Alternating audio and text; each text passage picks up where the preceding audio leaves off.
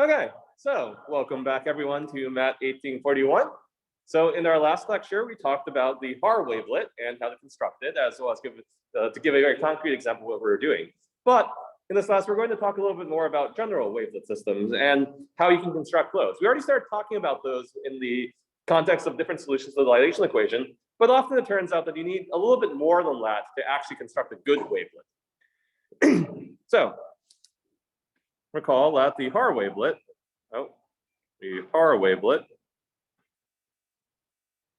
was built from a scale function, from the simplest possible scale function phi of x, such that phi of x is equal to phi of 2x plus phi of 2x minus 1. Okay, and we also introduced a more general dilation equation. So consider a scale function in satisfying the general relation. So we're only going to deal with dilations of order 2 reductions. A scale function solving a more general dilation equation. And of course, that was just phi of x is equal to the sum over k equals 0 to d minus 1. ck phi of 2x minus k. Okay, so here we're allowing ourselves the scale function to have, be broken up into more pieces of itself, roughly speaking. And then the coefficient ck, those are degrees of freedom that we can use to choose other properties of a wavelet. But we don't have full freedom to choose any ck's. The ck's obviously have to have some properties in order for the wavelet-based system to have the major properties we want, which include things like orthogonality and orthonormality, so things like that. So we have the sum scale function, and we're going to let ourselves have a bunch of shifted scaled copies of it. So phi sub jk of x is going to be equal to phi of 2 to the j x minus k. So these are just all the smaller versions of the scale function we're using to add things up. And we're going to let bj be equal to the span of phi sub jk for k in the integers. Well, then we still have the same property that we had last time, that phi jk is in b sub j plus 1. So b naught is contained in b1, is contained in b2, and so on. Okay, so we still have this multi-resolution property, which is one of the major things we care about. And that just follows out naturally from the fact that we have a dilation equation. Some of the other properties that we want, though, need a little bit more work. And so in particular, we want it to actually be a basis, right? We want it to be a countable basis. And so, and we want it to be an orthonormal basis. We don't just want it to span these basic functions. We want it to span it in a way that's nice to compute.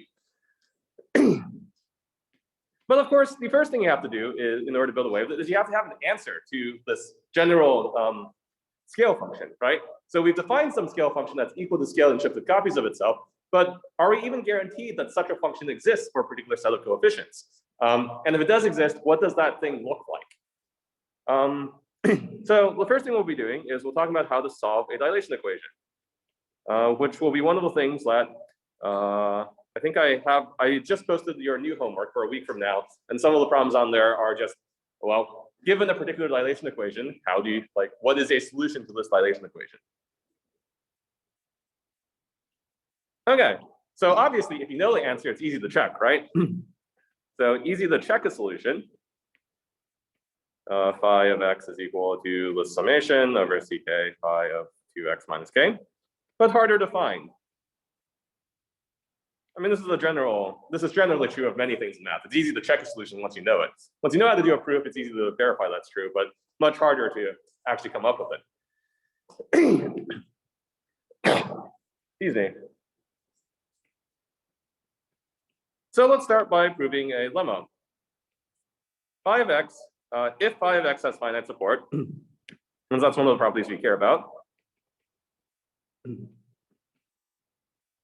If phi of x has finite support, then support of phi of x is going to be equal to 0 to d minus 1. let's say it ends there. There's some trickiness around the borders, but it turns out to not matter.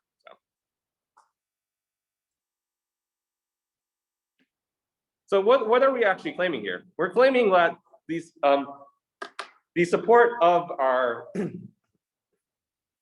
solution to the dilation equation actually just depends on how many pieces it's composed of.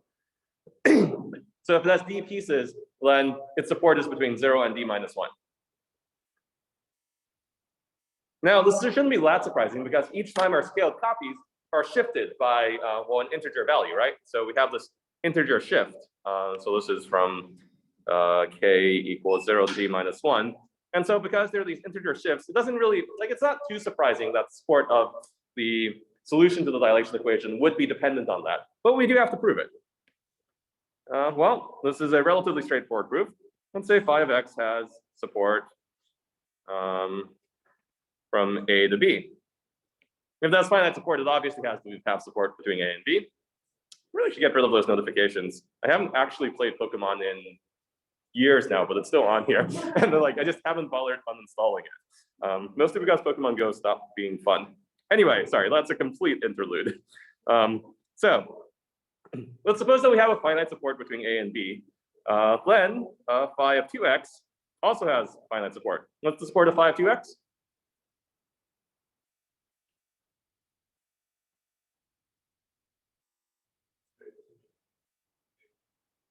A over 2, B over 2. Yes. So A over 2, B over 2. Because, of course, whenever you plug in the number, you scale it up by 2. And so the support is actually 1/2 of that. And luckily, so this is our support. But we also know something else. We know that this is contained in AB, right? Because we know that we can construct phi of x out of phi of 2x, phi of 2x plus minus 1, and all that, and so on. So you know that's actually contained in there. And this implies that A is equal to 0, because if you look at the leftmost phi of 2x minus k is just phi of 2x, right? And so you know that A has to be 0. Similarly, well, you can take a look at the other side. Then phi of 2x minus b minus 1 has support. So that'll be d minus 1 over 2 and d minus 1 over 2 plus b over 2. And this we know to be contained in, well, now we know A is 0, but so we know this is contained in 0b. And that implies that b is equal to d minus 1. And that concludes the proof. And one thing that you might notice from the logic that we're using in this proof is that, and this will be quite useful to remember, phi of 2x minus k has support k over 2, d minus 1 over 2 plus k over 2. Okay? Because you have your original thing, and then you have all these things that are below it that compose the original function. And you know these supports have to add up. And this brings us to a general algorithm that we can use in, there are a couple different ways that we can try to, now we know this condition on the support, that we have a couple different ways that we can try to solve it. The first one I'm going to give you is the sort of more general linear algebraic algorithm. It's called the Cascade Algorithm. It is not exactly in your textbook. So I haven't put the reference online yet, but there is I don't want to say better reference, that sounds bad. Although this is all being recorded anyway. See the other reference, which is someone's PhD thesis that I found, which has a nice exposition of the Cascade algorithm. I'll link to it on the website. So what we're going to do is we're going to define an operator V by Bf, so it's going to be an operator on functions of x is equal to the sum over k equals 0 to d minus 1, ck f of 2x minus k. So what is the property of, so what's the relationship between this operator V and the solutions to our equation that we care about?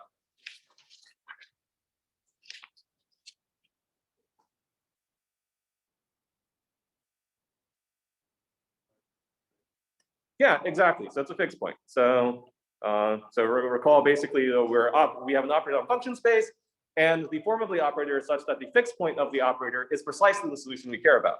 So then we are looking for a fixed point of B.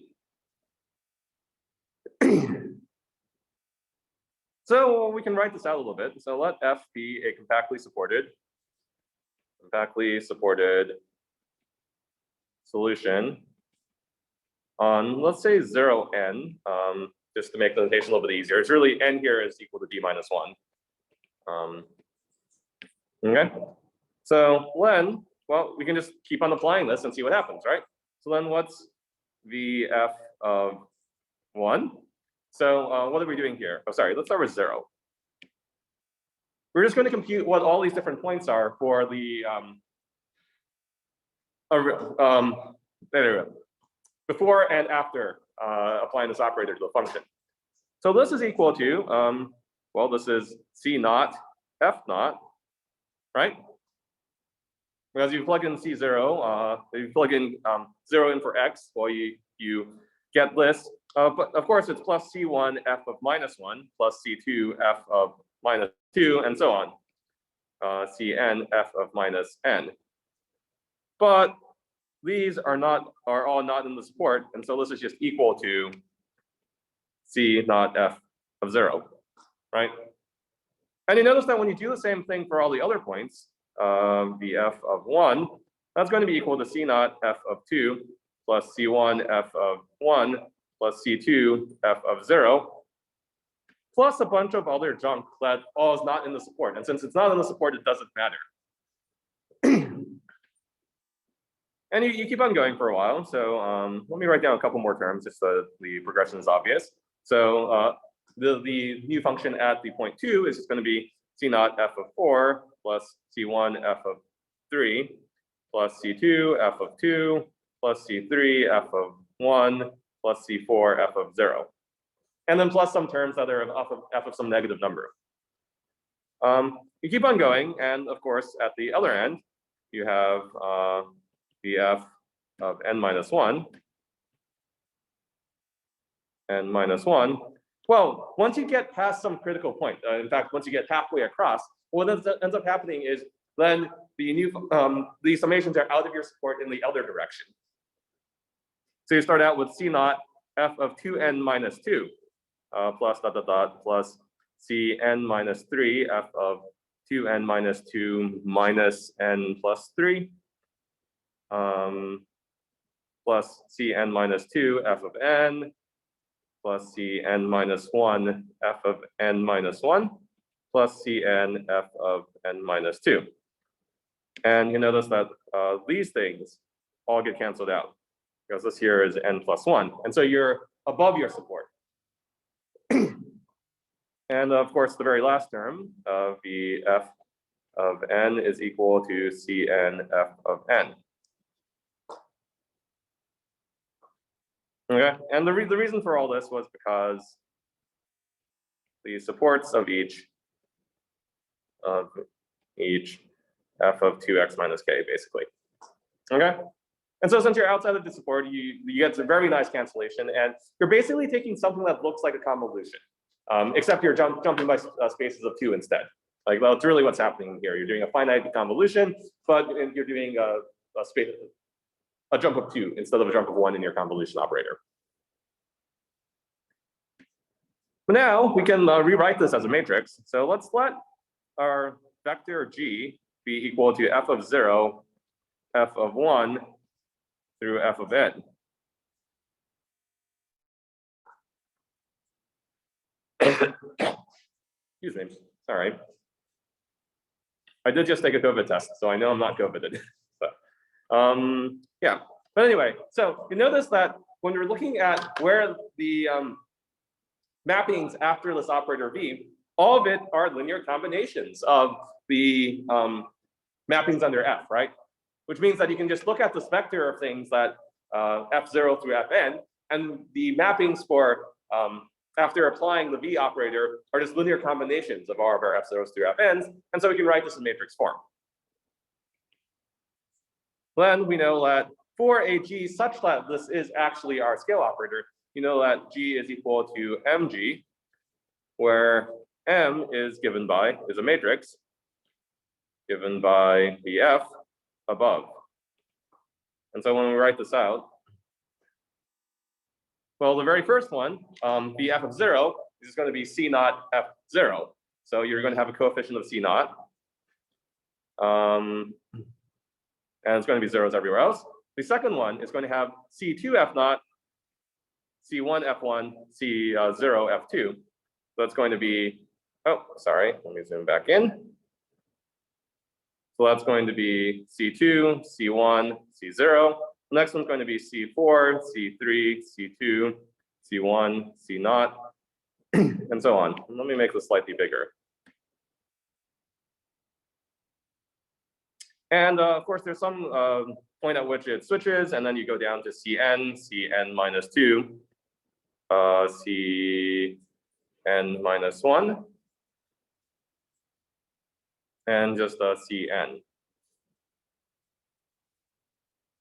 Did I do that right? Yeah, I think so. Hopefully I did it right. And of course, there are zeros here, but there's some point at which it like transitions over into zeros. So we have this matrix operator, and it turns, well, once you have a matrix, it's not so hard to find the fixed points of a vector under a matrix because you can just do an eigendecomposition. So M under certain conditions has a nice spectral graph. So it is easy to find fixed points. Indeed, like very often, you actually don't have to do an actual eigendecomposition. You can just use the power method and iterate, and you'll find the approximation using power iteration.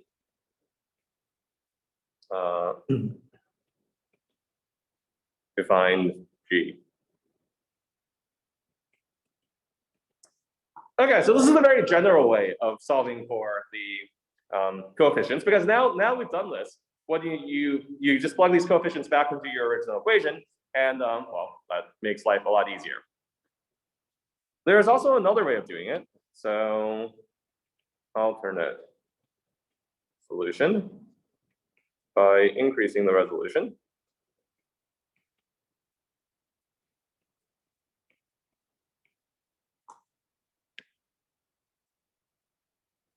So consider, let's go back to our triangle example. Phi of x is equal to 1/2 phi of 2x plus phi of 2x minus 1 plus 1/2, not n/2, 1/2 phi of 2x minus 2 with support 0, 2. And remember, this thing looks like that. So how would we find that? So you could use this general power iteration method, but if you're dealing with something fairly simple, sometimes it's easier, and I'm asking you to compute it by hand, then there are other tricks you can use. And you can just find the solution by constantly zooming in on different points. So let's see what I mean by that. Well, the first thing you might want to do is you might want to find the endpoints.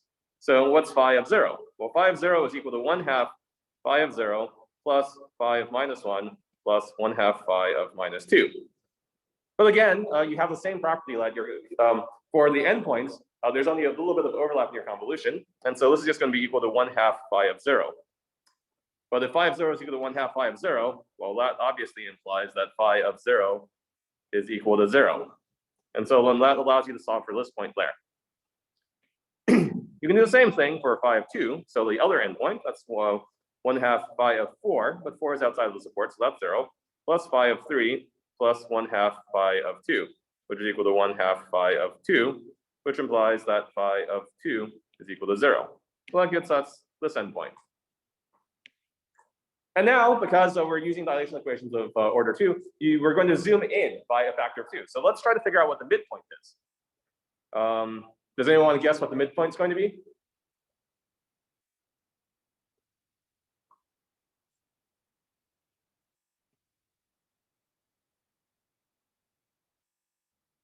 So well, that's not a bad guess, but it turns out that it's actually completely free.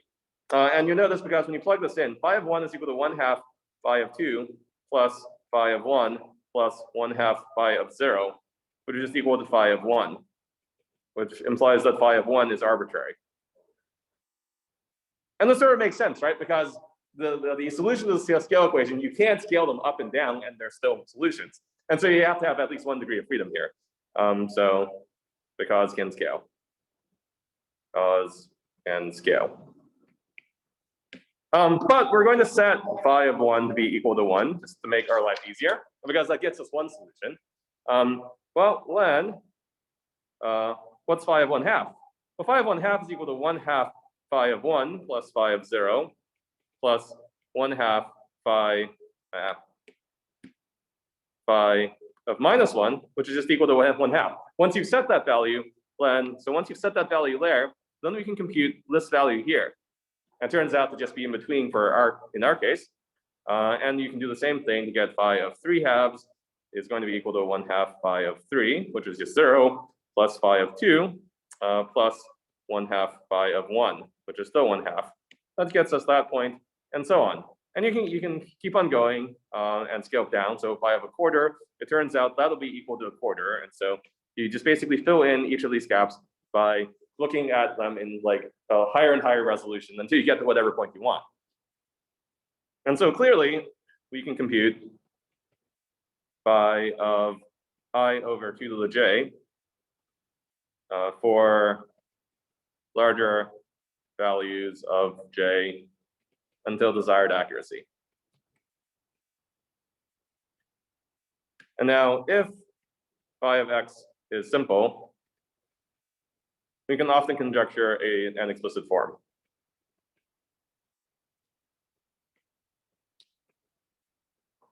Since like right now we're basically saying, well, we can evaluate our function at any point, but that still doesn't give us the general form. Like if you want the general form, you might want to use some method like the Cascade algorithm that we were using earlier that would give you the coefficients and all that.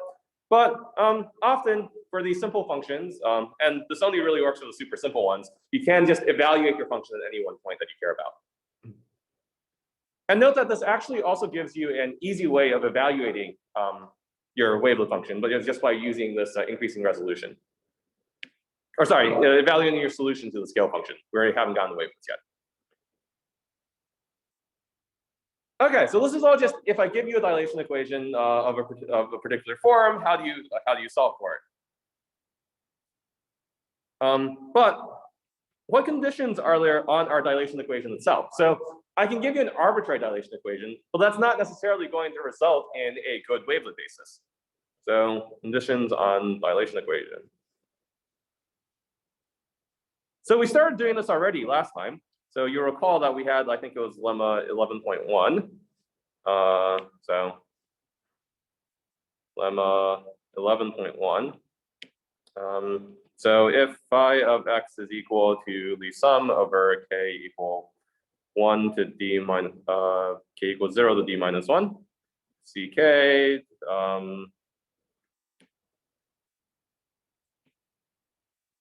phi of 2x minus k.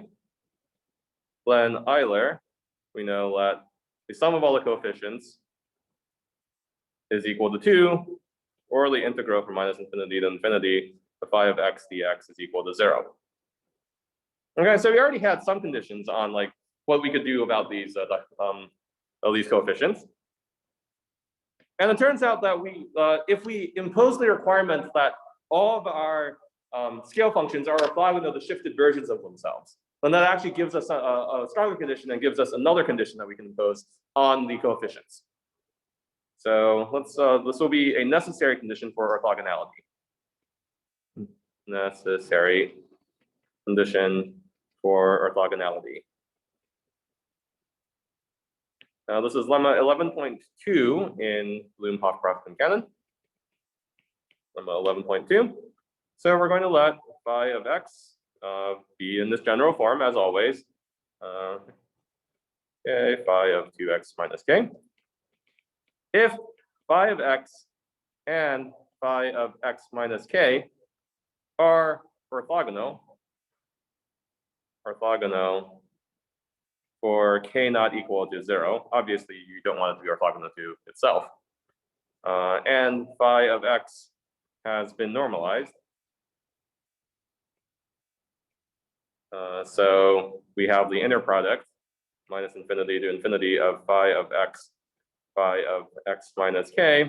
Well, we want it to be 0 whenever k is not equal to 0, and we want it to this integral to be 1 when it is. And so we're just going to use the Kronecker delta function, delta k. So this is the Kronecker delta where delta of x is equal to 1 if x is equal to 0 and 0 otherwise.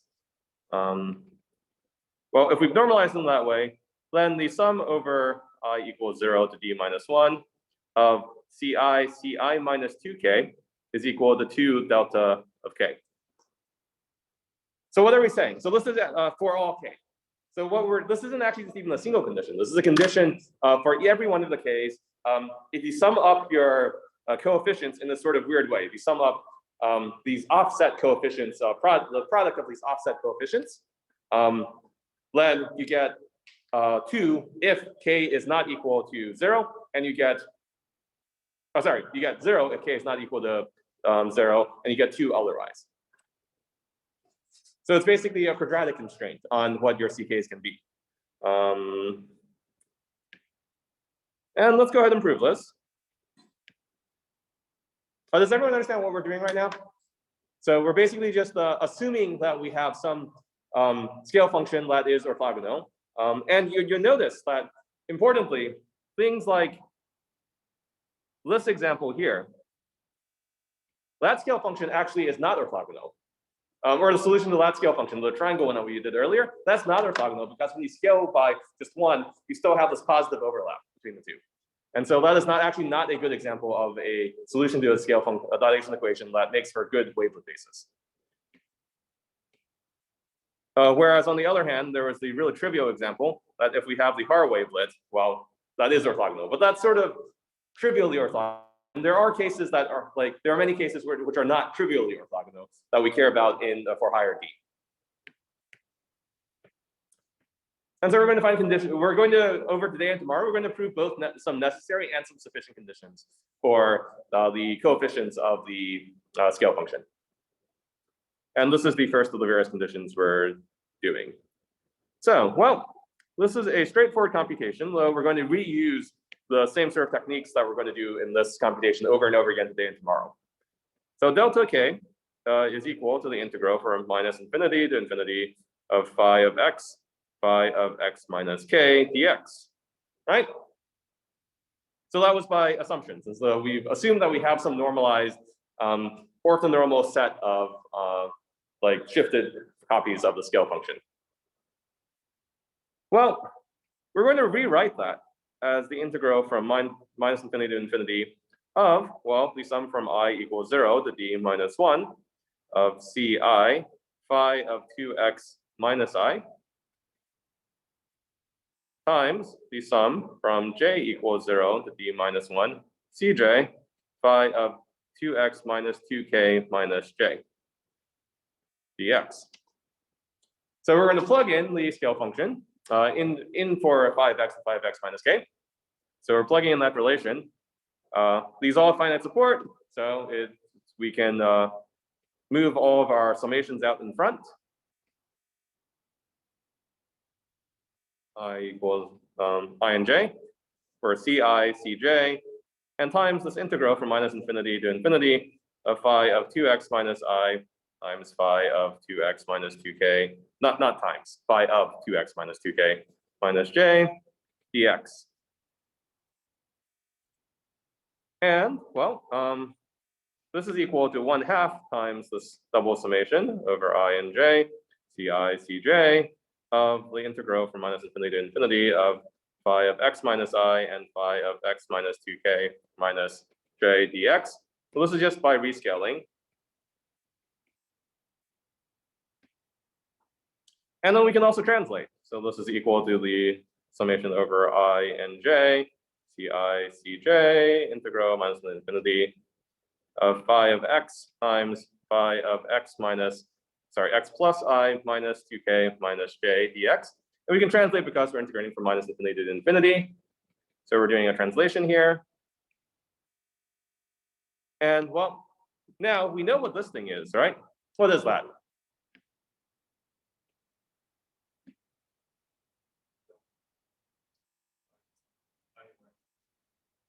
Yeah, it's just another delta function. So now it's we have the summation. Let me write out the summation again, since we'll need that part in a moment. I equals 0, j equals 0, the d minus 1 of ci cj of the delta function of 2k plus j minus I. Because you need, yep. And so that's equal to 1/2. But now we have this delta function, and sort of like the indicator functions that we were using earlier, well, we only care about the summation when it's non-zero, right? And so this allows us to collapse our double summation into just a single summation.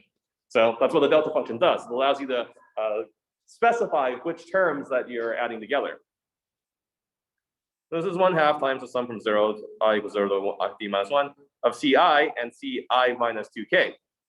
Because you need j to be equal to I minus 2k, or else the delta function is 0. And then this, of course, together implies that the summation over, the summation over I equals 0 to d minus 1 of ci minus 2k is equal to 2 times the delta, Kronecker delta of k. Okay, and we'll see a bunch of proofs that basically use the same scheme. So you'll want to say something about some inner product, because that's what we're talking about here. We're talking about some orthogonality of two different functions, and so you want to do some inner product. And what you can do is you can break it up into a bunch of, you can break up the inner product by the scale function relation, by the dilation equation, and then move all the summations in front, and then do something with the integral and allow you to prove whatever claim you're talking about. And so this is basically saying that for k not equal to 0, the sum of the product of the offset coefficients is just 0. Whereas for k is equal to 0, the sum of the squared then you just get sum of squared coefficients, right? And so the sum of squared coefficients is just equal to 2. Okay, and yeah, I did have this note here. Forgot about it. So the triangular solution, to phi of x is equal to 1/2 phi of 2x plus phi of 2x minus 1 plus 1/2 phi of 2x minus 2. Well, note that I think I drew this a moment ago. This is actually not orthogonal, and this turns out to fail this condition. Fails this condition. And so does not work for constructing orthonormal basis.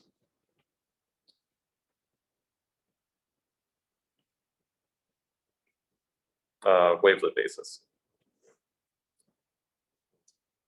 Okay, so it turns out that there are many, as I was saying earlier, there are many choices for a dilation equation that don't give rise to a good basis system.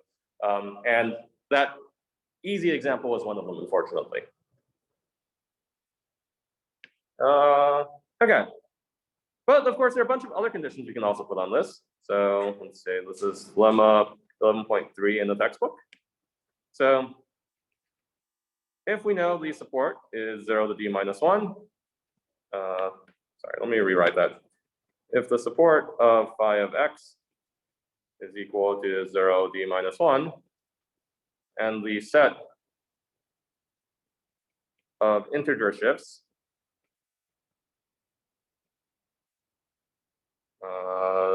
phi of x minus k for all k in the integers. So if we know that all of those are linearly independent,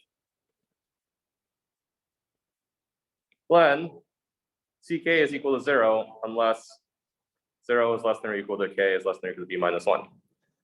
So in many ways, this is the opposite. This is the converse of our proof earlier, that if you know that it's composed of d terms, well, then its support is between 0 and d minus 1. It turns out the opposite is also true. If the support is between 0 and d minus 1, then you know that it can have at most d terms.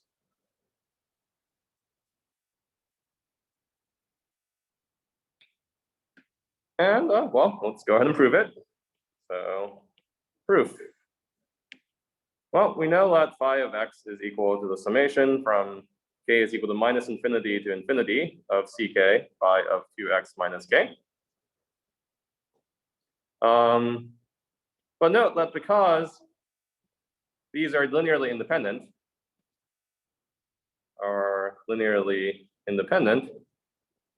these CKs are unique. Right, there's some unique way of specifying well, any Euler function based off of this basis.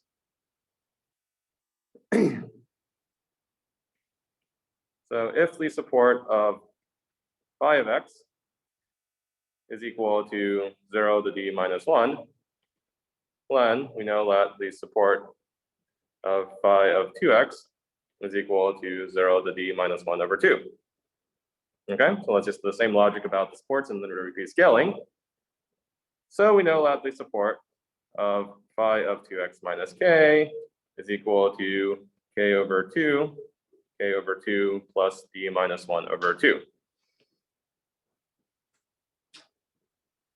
But we also know that the supports have to all add up. But the support of phi of x is equal to the support of the sum over minus infinity to infinity of ck phi of 2x minus k, which is just equal to the union of all the supports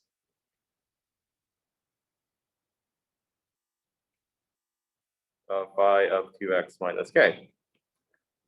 But we know those are linearly independent, but phi of 2x minus k are linearly independent for all k. So ck phi of 2x minus k for k greater than or equal to d, or k is less than 0, cannot be canceled out. Canceled out by other terms. Terms in the summation if ck is greater than 0. Right, so all we're saying is that if you want, we know that these things have, if these things are non-zero, then clearly you have some shift that's far away that's going to be non-zero, and you can't cancel out the mass of the function that's there.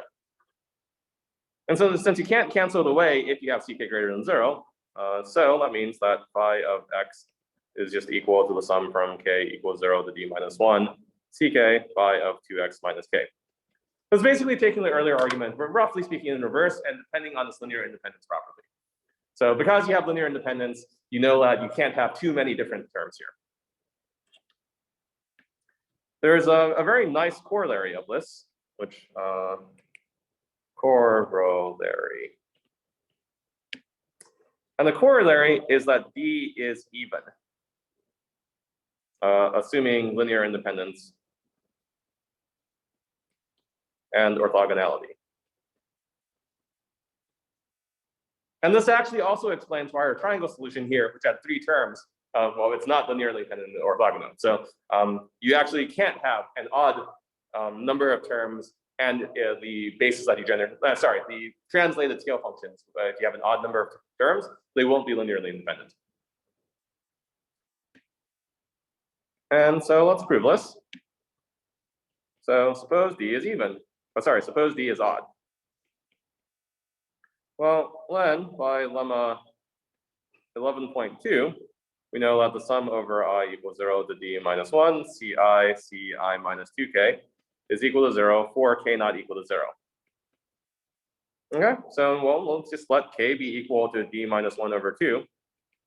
Well, then we have that 0 is equal to the sum over I equals 0 to D minus 1, Ci minus D plus 1, which is equal to Cd minus 1, C naught, which implies that either C naught or Cd minus 1 is 0. So then we really only have D minus 1 non-zero coefficients. So just shift so that D is even.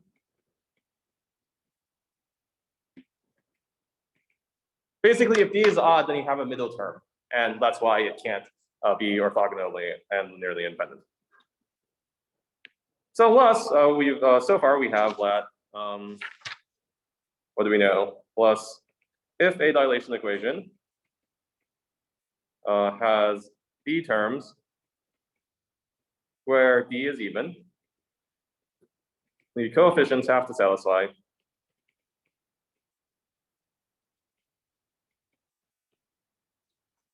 that the sum over I equals 0 to d minus 1 of the CI is equal to 2. So strictly speaking, we didn't actually need this condition, but this was one of the ways of generating a wavelet basis. And so we're just going to assume that. And the sum over I equals 0 to d minus 1, ci minus 2k is going to be equal to 2 delta k. And you'll notice that what we have so far is we have one linear equation. Let's call it a linear constraint. And it turns out here you have d over 2 quadratic constraints. Because, of course, this is symmetric, and when you get above d minus 1 over 2, then the equation is identical to the equation for on the other side. But so now this means that we have d degrees of freedom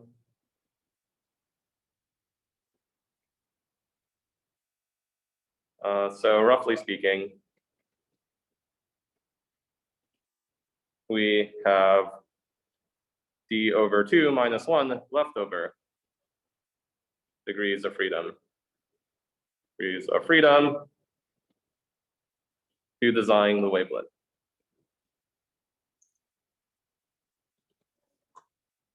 This also sort of explains why, for the very small numbers of d, we actually doesn't have very many degrees of freedom, and you don't really have choices. But once you start getting into a larger for a larger d, you actually have choices to make, and so you can change your coefficients. There are different sets of coefficients that are all orthogonal after shifts, and so you can use that those degrees of freedom to construct wavelet bases with particular properties like smoothness that you wouldn't otherwise be able to get. Any questions about all that?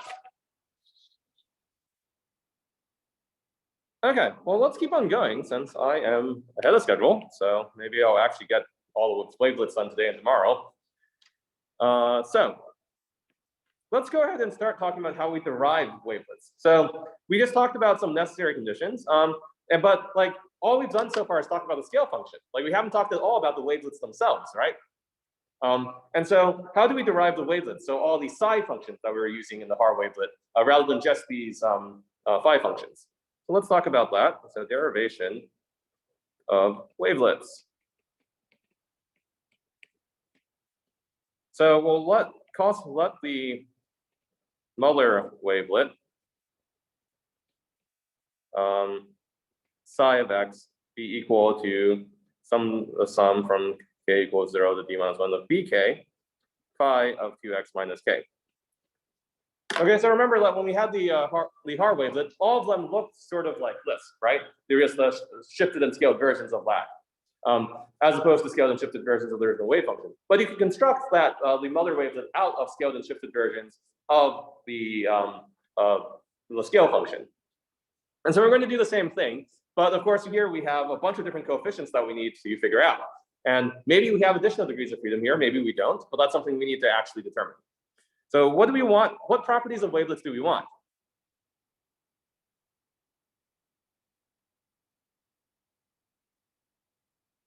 So we want the same properties that we want for the scale function, right? So we still want this orthogonality property because we want any two of these wavelets to be orthogonal to each other. Earlier, we were only talking about these translated versions of scale functions. Here, we're actually going to be talking about the wavelet basis that we're using. So again, we want integer shifts of psi of x to be orthogonal to each other. To each other and to the scale function and the scale function phi, right? Because you want to use a combination of these wavelets and your scale function to construct your orthonormal basis at the end of the day. And so let's see. Yeah, I think I have enough time to prove this lemma, especially since the proof is basically the same as the proofs of the previous lemmas we've done. This is lemma 11.5. So this is orthogonality of phi of x and psi of x minus k. And so the statement is going to be let phi of x be equal to some summation over k equals 0 to d minus 1 ck phi of 2x minus k. And psi of x is going to be equal to the sum from k equals 0 to d minus 1, bk phi of 2x minus k. And our claim is going to be if we know that the integral from minus infinity to infinity of phi of x minus k is equal to delta of x. Oh, sorry, not delta of x, delta of k. Keep on writing delta x. And the integral from minus infinity to infinity of phi of x psi of x minus k dx is equal to 0. Sorry, if I forget my dx's, just let me know. We want this to be true for all k. So basically, we want it to be orthogonal to all of our we want it to be orthogonal to the Miller to the scale function. We want the Miller wavelet to be orthogonal to the scale function, even after shifts. Well, then what we know is that the sum from I equals 0 to d minus 1 of ci bi minus 2k is equal to 0 for all k. And note that this has a very similar flavor to the thing we just proved up here, right? For the coefficients of just the scale function. And you can imagine that the proof is going to take a very similar form. So what should we do first?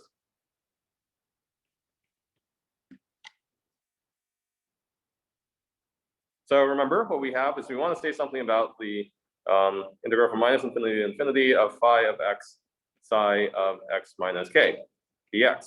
We want this to be equal to 0, right? Exactly. So we're just going to substitute in. So this is the integral from minus infinity to infinity of the summation from I equals 0 to d minus 1 ci phi of 2x minus I times the sum from j equals 0 to d minus 1 bj phi of 2x minus 2k minus j dx. And we know that entire thing is equal to 0. And well, you do the same logic as before. So we have our summation over I and j, ci bj times the integral from minus infinity to infinity of phi of 2x minus I phi of 2x minus 2k minus j dx is equal to 0. I'm going to replace lists. So I'm going to do the change of variables. Y is equal to 2x minus 1. So I'm going to be both scaling and translating all in one step. So this implies that 1/2 of list double sum, ij ci bj, times the integral from minus infinity to infinity of phi of y minus 2k minus j plus I, dy is equal to 0, which of course implies that our double sum over I and j, ci bj, times this delta function, 2k plus j minus I is equal to 0, which implies that the sum over just I equals 0 to d minus 1 of ci bi minus 2k is equal to 0. Okay, so I went through that really quickly, but it is just exactly the same proof as we did earlier. And we'll do a little bit more of that tomorrow, as well as it turns out that some of the other conditions are a little bit more difficult. So it turns out that we'll find out tomorrow that we actually have very little choice of our BIs. So this condition plus some of the other facts that we'll be making use of almost entirely determine our BIs, and they're just very closely related to our CIs for the scale function. So those aren't actual real degrees of freedom, but we'll show that next time, and as well as, yeah. Any questions or? Okay, sounds good. Let's see. Oh, sorry, I should be checking the chat. Were there questions in chat? Ah, no, there weren't. Okay, sounds good. Really. I will see you all tomorrow then, where we'll continue talking about wavelets as well as give some sufficiency conditions. And so the basic idea will just be, well, we have all these properties we want. We have all these degrees of freedom to play with. Let's try to use them. Bye, everyone.